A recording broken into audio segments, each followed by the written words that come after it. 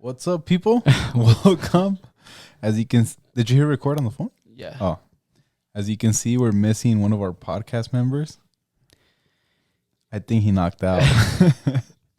We were all just talking exactly an hour ago on our group chat. And yeah, and he hasn't shown up. So there's a seat open for anybody that's interested. Phone number is 909-282. But yeah. So yeah, what's up? Kind of weird without Daniel. I know, right? So the Mario movie. Can you sing the song for the people? Man, I just forgot. You just sang it a minute ago. Go check it out, guys. Hey, I was talking to Daniel about it, and I told him exactly our take on it. And because we pretty much had the same opinion. Okay. And he says that he follows these two reviewers, because the ratings on the movie aren't that good. I know. On Rotten Tomatoes. Yeah. But he said that there's two reviewers that he follows and he trusts. They usually align with what he likes. And they pretty much said the same thing that we said. That it was kind of not childish. That it was more of a kid's movie. Yeah. But that same thing for them, at least like for me, that a lot of the ¿cómo se dice? They liked it because it brought back a lot of memories from your childhood. Yeah. You say nostalgic? Yeah, nostalgic, yeah, that. But yeah, I liked it. It was okay. Yeah, overall, I thought it was alright. May 8th comes out on Vudu. I'm gonna go ahead and purchase it and have that Bowser song on repeat. That's just catchy. Hey, really quick, you said you wanted to get it for Mateo? You didn't take him? No. Wait. I took Miguel. Oh, Miguel. Oh, okay. Yeah, because we wanted to take Mateo, but at the same time we didn't want to leave early or one of us to go out there on the hallway, with him, in case he started acting up. So we were like, let's just go, the three of us, and then either we can, once we all watch it, maybe we can come again with Mateo. Oh yeah. Or we just wait for the release day on Vudu or whatever. That'll probably be easier. Yeah. So yeah. Yeah. Yeah, I was gonna ask you about that earlier when we were talking, but I completely forgot. But yeah, no, yeah, we're just gonna wait. Yeah, but yeah, then other than that, let's see. Daniel's missing. Mario movie was okay. Hey, it was so foggy driving back up last night. Oh yeah. We got home at 10, and I couldn't see. You couldn't see 5 feet in front of you. It was really bad coming up to Cajon. And it was sprinkling a little. Really? Yeah. But yeah, well, if you're ready, Yes, sir, I'm ready. let me just text that we're getting started, no? Yeah. So yeah, he's gonna text our backstage crew that we're gonna get started, so that they keep their hopefully their voice levels to a minimum. And they control their children. Yeah. This is part studio, part daycare. All right. I'm here to discuss the so-called flying saucers. There's a whole fleet of them. Look on the SA.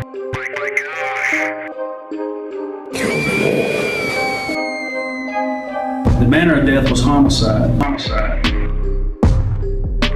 That we can't explain. Welcome to Murder, Mystery, and the Unknown. So this week's story, I am talking about Ed Kemper. So, have you heard about him? Well, not really, but the name does sound a little bit familiar. I don't know if you guys have just thrown it out here. Yeah, I know for sure. Even outside when we've talked, I know we've talked about him in front of you. Okay. So right now that I start telling the story, it'll probably all come back to you. All right. So this story is from allthat'sinteresting.com.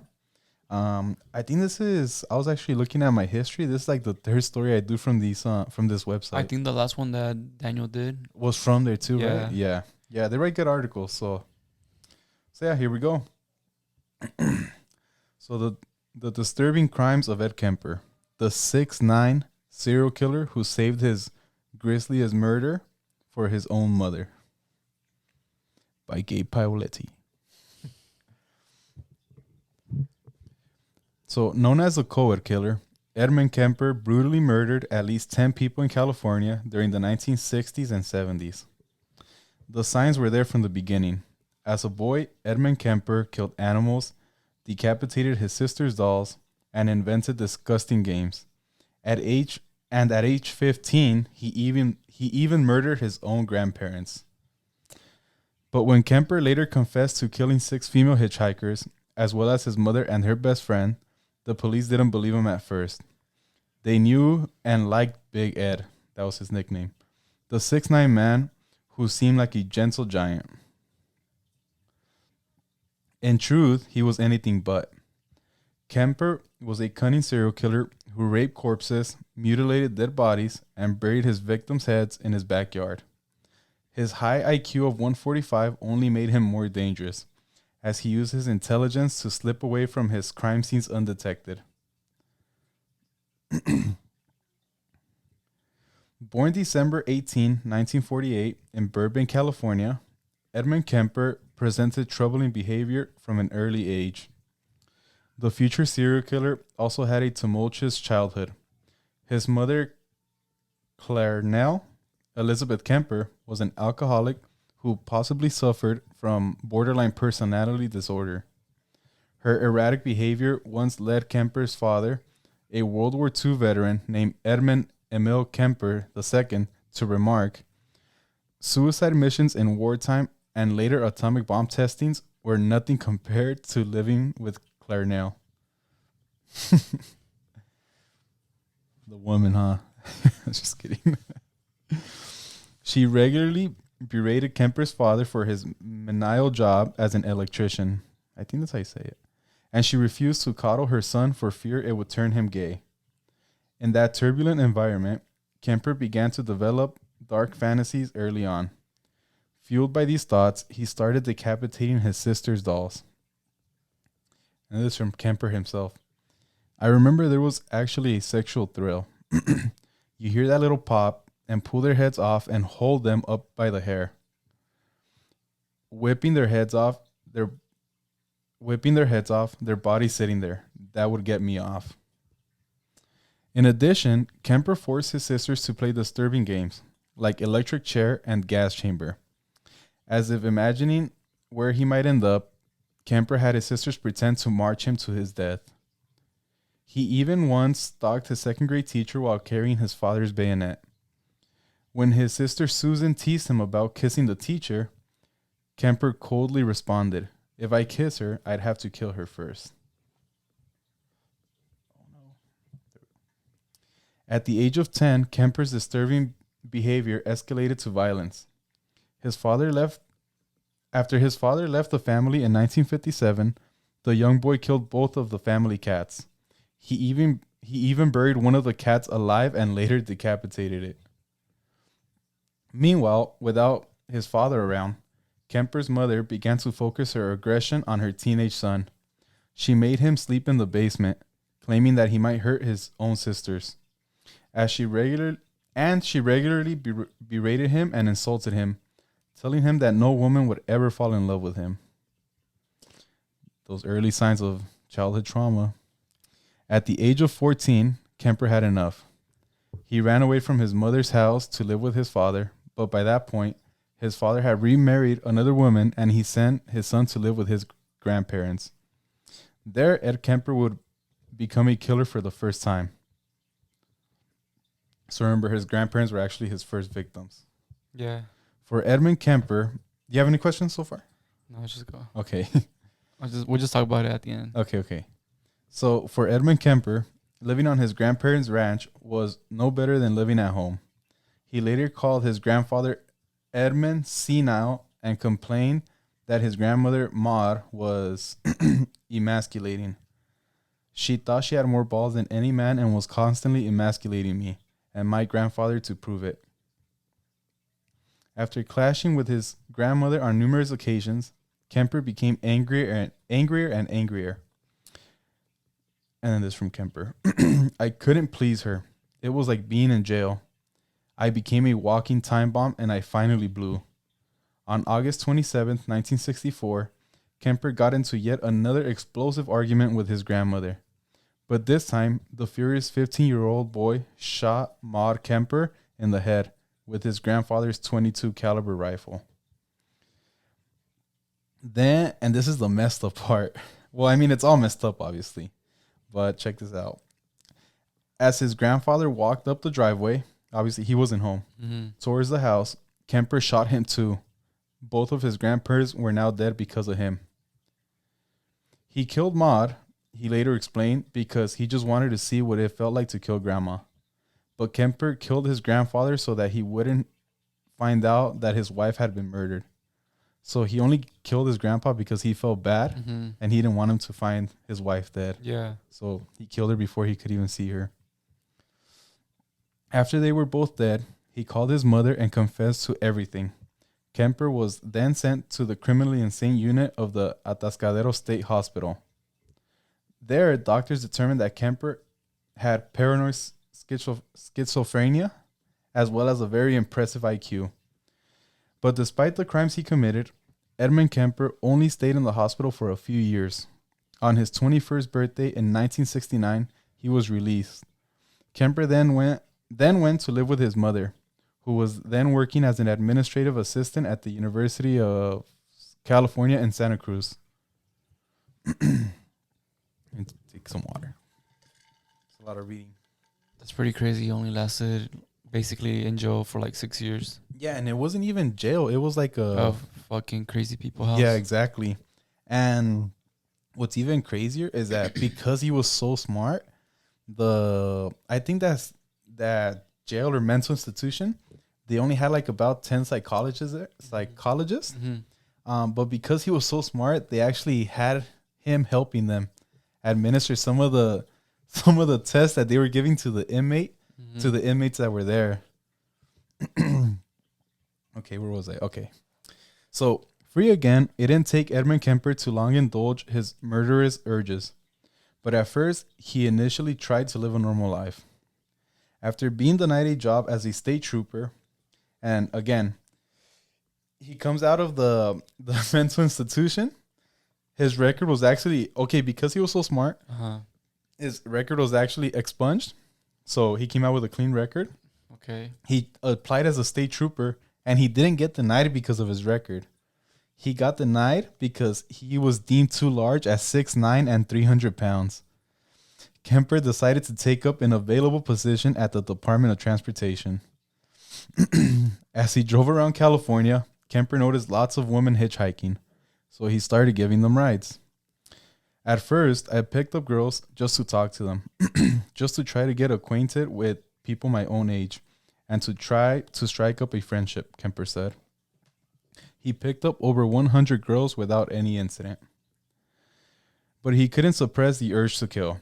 When later asked what crossed his mind when he saw a pretty girl, Kemper said, One side of me says, wow, what an attractive chick. I'd like to talk to her, date her. The other side of me says, I wonder how her head would look on a stick. So by 1972, Kemper had turned to a life of violence yet again. On May 7th, he picked up two Fresno State students, 18-year-old Mary Ann and 18-year-old Anita. And I'm going to butcher her last name, Luquesa, near Berkeley, California. Kemper brought the women into a wooded area nearby, intending to rape them, but he panicked and stabbed and choked the two women to death. He then stuffed them into his trunk, and drove to his house in Alameda. On the way, a cop stopped him for a broken taillight, but did not search the car. If he had, he would have found the bodies of Ed Kemper's victims inside. You know, that part sounds like something that I have heard or seen before. The part where something similar where they have dead bodies in the trunk or in the back seat, and they get stopped by the cops.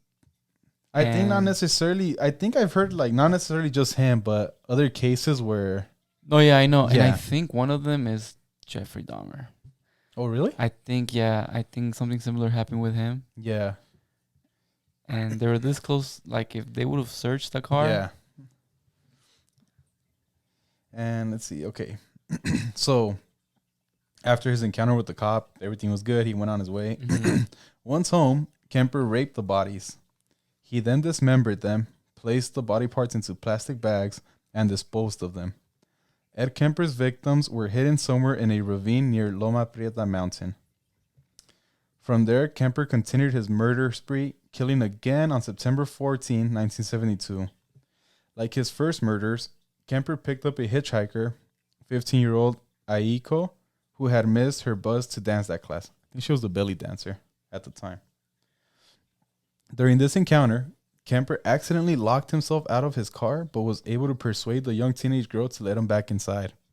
He then choked her unconscious, raped her, and he killed her. After stuffing Aiko's body in the trunk, Kemper recalled looking down at his latest kill with pride. He said that he admired his catch like a fisherman. We wouldn't know. The fisherman part. I'm sorry. Oh, we're bad fishermen. That's all it is. Inside joke. Sorry. Kemper soon began to risk getting caught. Kemper soon began to risk getting caught just for an additional thrill. He hung out at a bar called the Jury Room, which was popular with police officers. There, he made friends with local cops who called him Big Ed. Kemper enjoyed being so close to the people trying to catch him. So these killings are going on, and police and detectives have no idea who it is. Yeah. They don't have a suspect, and this guy's in the bar drinking a beer with them, hanging out with them, and they like him because he's so smart. He could just what's the word? He knows what people want him to. Yeah. To say. He knew what role to play. Yeah, exactly. Okay. And even though Kemper moved back with his mother in 1973, he murdered 3 more college students he picked up around the nearby campus. He even buried a severed head from one victim in his mother's garden and left it facing toward her bedroom. According to him, he did this because his mother always wanted people to look up to her.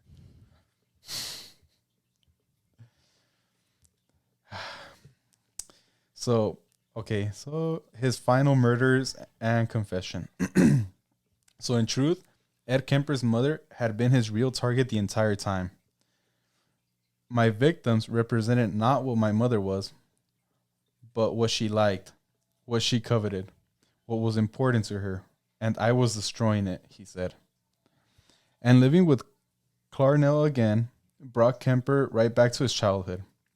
My mother and I started riding on horrendous battles, just horrible battles, violent and vicious, he later explained. Everything culminated on April 20, 1973. That night, Kemper bludgeoned his mother to death with a claw hammer while she was sleeping. He then decapitated her and raped her severed head before using it as a dartboard. He also screamed at the head for an hour straight. As if that weren't enough, As if that weren't enough, Kemper also cut out her tongue and larynx and placed them in the garbage disposal. But the mechanism couldn't break up the tissue properly and spit her remains back into the sink. That seemed appropriate, Kemper said, as much as she'd bitched and screamed and yelled at me over so many years. Even more shocking, he then invited his mother's best friend, Sally Hallett, over to the house. With a convoluted idea about a cover story, Kemper thought that he could say that his mother and her friend went on vacation together. Kemper murdered Hallett and stole her car. He then drove to Colorado, certain that he would soon see the 2 murders in the news. But after not hearing anything for a while, Kemper ended up calling the police from a phone booth. He confessed to everything. At first, police didn't believe that Big Ed could be a killer, but Kemper soon began to describe things that only the co-ed killer could know. When asked why he stopped killing and turned himself in, Kemper said, "It wasn't serving any physical or real or emotional purpose. It was just a pure waste of time. Emotionally, I couldn't handle it much longer." He continued, "Toward the end there, I started feeling the folly of the whole damn thing. And at the point of near exhaustion, near collapse, I just said to hell with it and called it all off. Kemper was arrested and later convicted of 8 counts of first-degree murder. Kemper attempted suicide twice and even requested the death penalty, but was ultimately given 7 concurrent life sentences. So where is he now? Kemper, he's still alive, by the way. Yeah. Yeah. Kemper is in prison at the California Medical Facility. I know it says medical facility, but I looked it up and it's like a full-on prison. Okay. At first, I was like, no way they put him in a freaking mental institution again. Alongside other notorious criminals like Charles Manson and Herbert Mullen. Kemper, who is now 72 years old, still resides in that same prison. But yeah, that was pretty much Ed Kemper. You know, as soon as you started saying some of the things he did in his early ages, I was just waiting for the part to see what made him snap. What do you think made him snap? Well, I mean, you were saying stuff about like his mom and stuff. Yeah. So this guy's like really open about being interviewed, and there's like a bunch of interviews on him. Mm-hmm. And in every interview, he always blames that it was because of the way that his mom was with him, Mm-hmm. that's why he turned out the way that he did. But then again, it's like at one point later on in life, he's found joy from it. So it's like, Wait, what do you mean? and then like, I don't know. I mean, it's really crazy what he did. Everything that he did. Yeah. To do what he did and then to go do that to his mom. Mom said, Yeah. that's really disturbing, and just like, it's crazy, you know? Yeah. Yeah, in a lot of the interviews, Mm-hmm. he says that as well, like I said right here, as soon as he killed his mom, that's when he was like, well, That's it. yeah, like, Yeah. That was basically what he wanted. yeah. You know, a lot of things that you said, again, brings to mind Jeffrey Dahmer. Yeah. Because also I think Jeffrey Dahmer had, he also got aroused by like corpses and like Yeah. things like well, that. yeah, I mean, I didn't finish the full documentary on Netflix. It was like, I couldn't. But I seen some pictures online of like his little, his Oh album? yeah, he had a photo album. A photo album, and I was like, Yeah, that's true. Yeah, so a lot of those I found a lot or a few similarities from yeah. Ed. What was his name? Ed Kemper. Ed Kemper and Jeffrey Dahmer. So actually, Ed Kemper, he was one of the first ones that the FBI interviewed, Mm-hmm. and he's like the, what do you call it? Like the FBI's like their booklet on what a serial killer is. It's all based around him. Mm-hmm. Like that's where they started. They started with him. Mm-hmm. All the interviews, and when they started trying to get into the minds of serial killers, because obviously they figure that you're not just born like that. Mm-hmm. That's where everything started coming out, that there's childhood traumas that turn them into this. So he's basically like the blueprint. Yeah, exactly. That's the Mhm. blueprint Mhm. of serial killers. And then there's a really, really good show on Netflix. Mm-hmm. I think Daniel had already mentioned it, but it's called Mindhunters. Yeah, I think he has. And I was looking for it, but I couldn't remember the name. Oh, well, he's like one of the main ones in Oh, that yeah? show. Yeah. Oh yeah, I gotta see if I can watch that. Yeah. Yeah, it's good. It's really good. Damn, but first of all, like, why take a 15, okay, they took a 15-year-old that had just murdered his grandpa and grandma, Uh-huh. and then 6 years later they decide to release him and clean his record. So, okay, here's something that I heard from the Crime Junkie podcast. They said that California, and I mean we're Of course. yeah, I was gonna say everybody already looks at us and they're like, what a fucked up, what's going on over there? We're next to Florida. No, I'm just kidding. But again, California in the 60s or 70s, they didn't, because he was underage, they didn't want to treat it as they weren't going to try him as an adult. Okay. They wanted to treat it as a mental Mhm. problem. So they sent him to that facility, and they thought that they had fixed him. They were actually proud Mm-hmm. of the kid that came in, of fixing him. Yeah, supposedly. they gave him therapy, and look, he's so smart now. When all this time he was just outsmarting them, he was just telling them what they wanted to hear. Yeah. I mean, he pretty much eventually ended up running the place. And yeah, like they let him out, and they were like, look at it works, you know, like, Yeah. everything we did works. You know, they were saying that his IQ levels were near genius. Mm-hmm. That's how smart he was.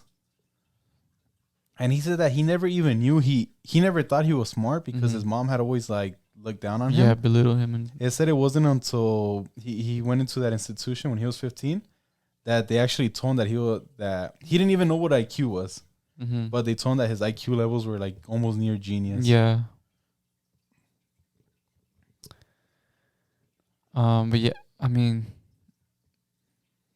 well, obviously it didn't work. Well, no, Right? yeah, no.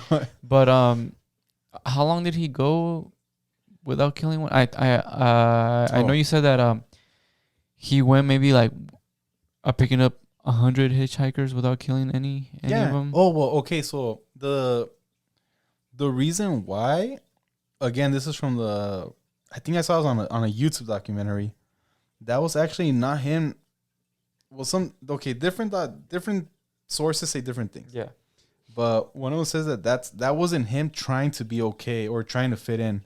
That was him like planning everything out so meticulously. Oh, okay. So that when he did start killing, that everything would be perfectly planned. He started studying how people were reacting and how comfortable people were getting with him. He started learning that he was a very likable person. Yeah. So that's what some of them say, that those first 100 hitchhikers that nothing happened to, that it was just more of him trying to make sure everything was good. Yeah, figure out things. Yeah, figure things out, exactly. But yeah, no, I mean, 100 hitchhikers, that's pretty crazy. I haven't seen. I mean, you don't see that anymore. Maybe Why back in the not? 1960s, 1970s. Yeah, I've About never. people hitchhiking. I mean, And if I have, it's not girls for sure. at least not the cute ones. No, but yeah, it's pretty crazy. Like I said, I don't remember hearing it. Mm-hmm. I mean, I might have heard a thing here and there because that Kemper name does sound familiar a little bit. Yeah, I mean, he's like one of the most famous serial killers. I Yeah. think. Yeah. You know, and even in the Crime Junkie podcast, they mentioned that. So this is where I think it's crazy that he's like, okay, would you say that most serial killers are conscious and think logical about what they do? I don't know if I'm probably not. See, this is why I need Daniel here sometimes, because I don't have the right words, but No, I think I understand what you're saying. But I don't know. It's because if they go into a different mindset when they're doing things, then maybe not, you know? Well, check this out. Well, first of all, remember, keep this in mind that he didn't get caught. He turned himself in, right? Because he wanted to stop. Yeah. And on this podcast, they were saying that he's been even offered, he's declined any parole hearings because he doesn't want like any chance of getting out because he knows what he'll do. I just thought that was like pretty crazy that he's conscious. He's denying you know? freedom. Yeah, exactly. Or the possibility of freedom. Yeah. I mean, I can see it happening. I mean, Yeah. Yeah. I thought it was crazy, but it's because I'm telling you, there's a few things, if not a lot of things, from Kemper that I can relate it to Jeffrey Dahmer, because Jeffrey Dahmer también, like, once he was caught, he wanted this sentence. Oh, that's true. Yes, that's true. Mm-hmm. So, I mean, I don't know where that exactly where all that craziness comes from. Yeah. I just don't see how like having a bad childhood can make you want to go do those things.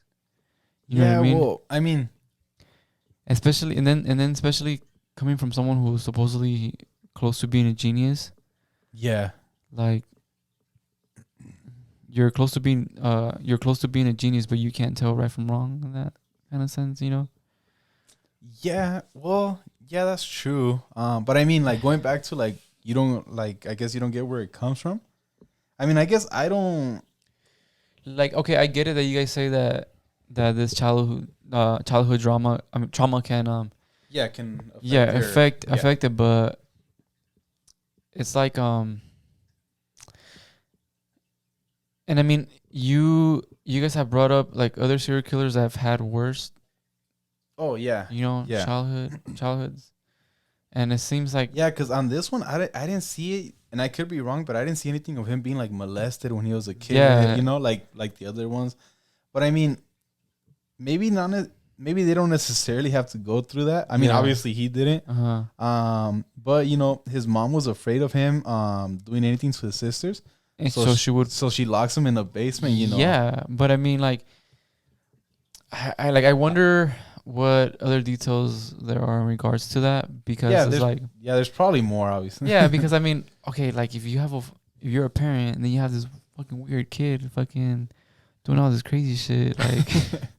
Okay, well, no. What if the mom was scared of him too? No, what if you didn't have a weird kid? What if you made him to a weird kid because you were always talking shit to him? Yeah. You were always looking down on him. Yeah, you're always telling him, Yeah. And I mean, again, this is all his side of the story, because obviously his mom was never able to give her side of the story. This is crazy that he did those things to his mom's head and stuff. Yeah. Yeah. Yeah, I'm telling you, watch the show. It goes in. Well, okay, don't watch it because it goes into more detail, but it's crazy. More, some of the details that he gives. Yeah. It's even crazier. And I was gonna say something else. Let me see.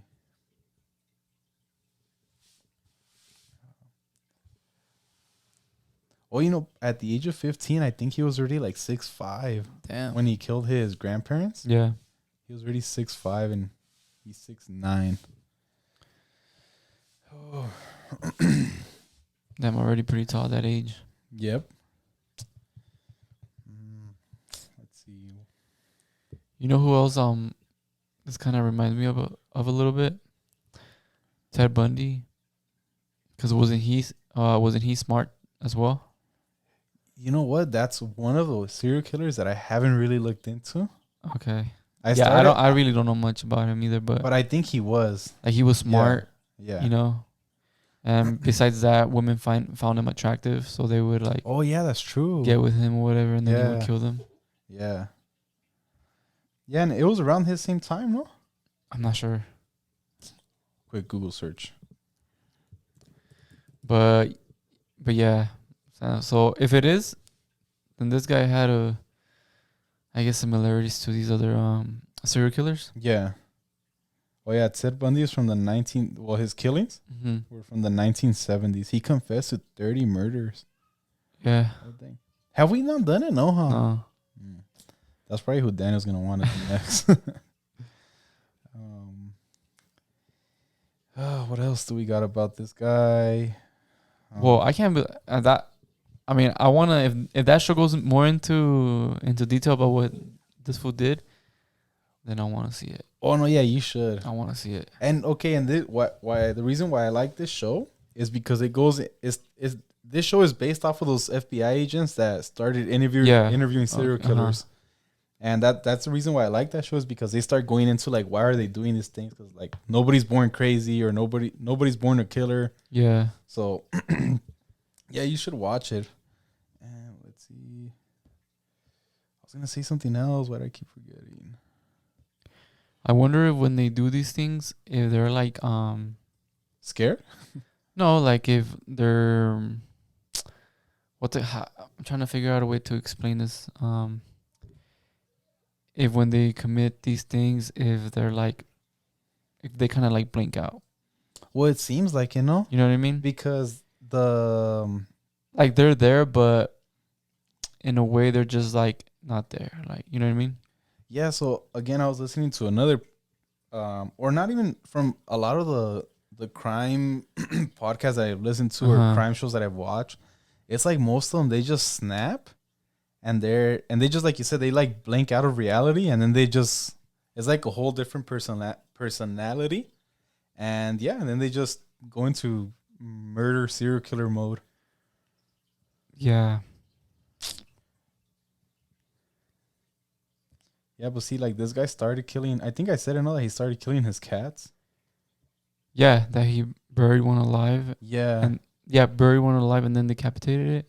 One of the articles that I was reading on that was that a lot of serial killers when they're young, they choose cats because it's like a feminine symbol. Okay. But weird, no? Like Yeah. that's the reason why you'll see that most of them will mess with or kill cats. Cats, yeah.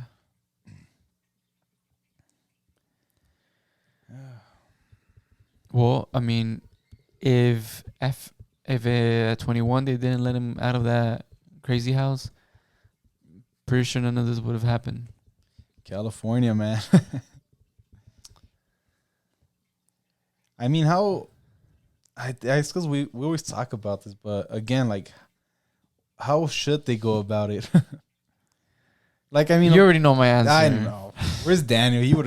He would help me on this one. Come on, especially after at 15, you're old enough. Yeah, you're right. You Yeah, should know what 15's you're already doing, right? Yeah. You're old enough. You're not a fucking kid anymore. Like, you killed your grandma, your grandpa. Yeah. Wait, did he say at that age why he did it? The grandma and grandpa? Yeah, when he killed them. Oh, Like, I know you did mention that why he did it, but like, did he mention it then? You know what I mean? wait, what do you mean? Yeah, oh, 'cause- when he killed, like when he was 15. yeah, did he did he like confess as to why he did it? Let me see. Because I mean, look, you have a 15-year-old that just killed 2 people, and then Mhm. if he confessed and give you the reasoning why, and you still decide to, later on release him, like not give him a fucking life sentence then. But then again, you say that is because they didn't want to try him as an adult. Well, I don't think there was a law because now that if you're like 16 or 17, you could be tried as an adult for certain things. I don't think there was a law back then. Yeah. And then again, I think they wanted to. Well, not that they wanted to. They did. They treated it as a mental illness. Mm-hmm. So they were like, let's try and fix him. Okay, but did they ever do one of those tests to see if he was actually mentally ill or? Yeah, and they said, okay. Oh, you said schizophrenic or whatever that thing. Yeah, is. paranoid. Okay, Kemper's crimes were deemed incomprehensible for a 15-year-old to commit. A court psychiatrist diagnosed him with paranoid schizophrenia. Okay. And then he was sent to mentally ill convicts thing. The first one, it was Atascadero State Hospital, a maximum security facility that houses mentally ill convicts. But that's crazy, not like to get the trust. Yeah. First of all, why would the staff trust someone who's in there for being crazy? And let alone a murderer, like you're the last person I'm gonna let administer the psychology test or psychiatric test on other inmates. Yeah, that really is pretty backwards right there. Like, yeah. See, look, Kemper endeared himself to his psychiatrist by being a model prisoner. He was trained to administer psychiatric tests to other inmates. This is from Wikipedia, by the way. A psychiatrist later said he was a very good worker, and this is not typical of a sociopath. He really took pride in his work. Kemper also became a member of the JCs while in Atascadero and claimed to have developed some new tests. Oh, so check this out. They even had him help them making their tests better. That's how much they trusted him. Like, they were like, what can we improve on these tests, And yeah, he put his input in. And they're still giving those tests out today. No, I'm just kidding. Then he was such a psychopath that he was able to basically portray someone that he wasn't. Yeah. Have you ever seen that movie? Ah, fuck. I forgot what it's called. Which one? It's this movie where this guy has like 13 personalities. 13 personalities? Or something like that. He has No, I don't think He has so. a few personalities, and then like he basically like he'll snap and he'll turn into these different personalities. No? Let me see. I'll Google it. Like he's a woman, a man, like even a little boy at times. And then he, at the end of the movie, spoiler, he turns into a monster. Well, he doesn't like really turn into a monster, but his mind snaps into a monster. Is it called Split? Yeah, Split. No, I don't think I've ever seen it. But yeah, like that guy was crazy too. And a man kidnaps 3 girls. Yeah. The man has been diagnosed with 23 separate personalities. Yeah. I've never heard of it. No. But yeah, this guy was so good Mm-hmm. at being a psychopath that he can snap in and out and be a whole different person. Maybe he has something like that too. Yeah, well, like Kemper, when he was hanging out with the cops, he was hanging that.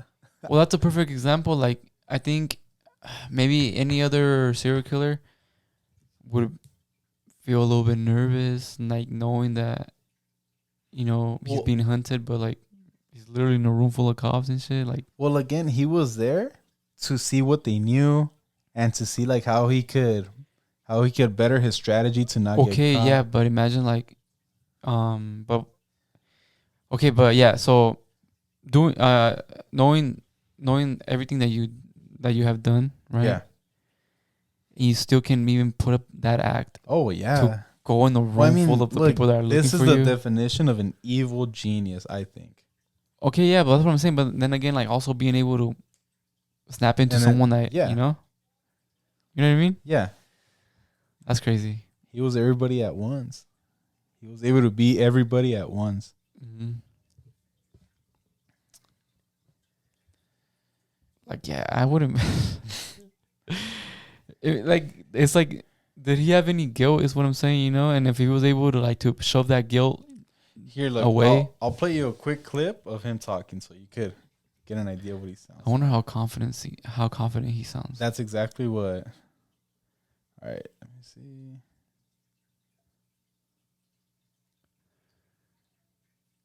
You might have to adjust the volume over there, if it's connected. Can you hear that? Yeah. I had an upbringing that was some have called dysfunctional. Okay, parents divorced when I was young. My mother started drinking heavily. She was working to raise 3 kids. We were not being cooperative about it.